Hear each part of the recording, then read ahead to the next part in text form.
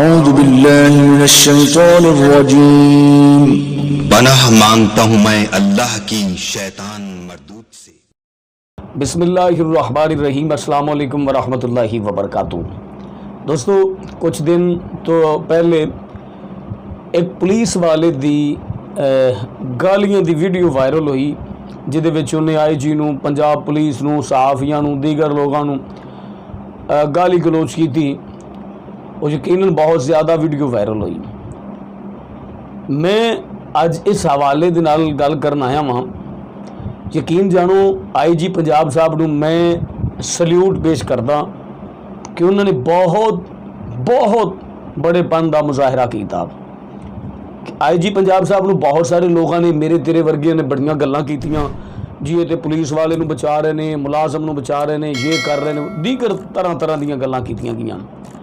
यार तुसी ये नहीं वेख्या कि IG पंजाब साहिब किन्ने नाइस, अल्लाह करे मेरे इदारे दा, मेरे मुल्क पाकिस्तान दे हर इदारे दा अफसर ऐसा हो जाए, मेरे मुल्क पाकिस्तान दे हर इदारे दा हर अफसर IG पंजाब जैसा हो जाए तो मेरा मुल्क बहुत अगे चला जाएगा।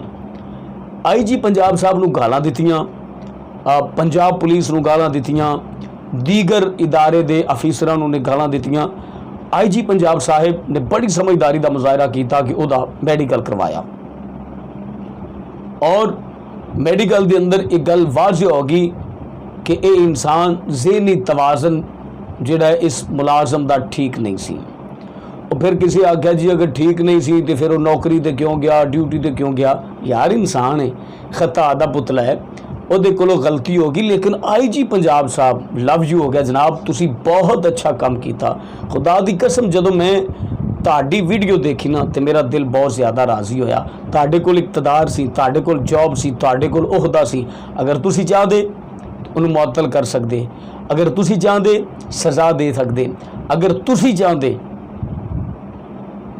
तो जो मर्जी उस मुलाजम के नाल कर लेंदे। लेकिन IG पंजाब साहब ने क्यों अमल नहीं किया? क्योंकि IG पंजाब नूं पता है कि मैं भी एक इंसान हाँ और ये भी एक इंसान है। एक दिन मैं भी इस दुनिया में छोड़ के चला जाना है और इसने भी छोड़ के चले जाना है।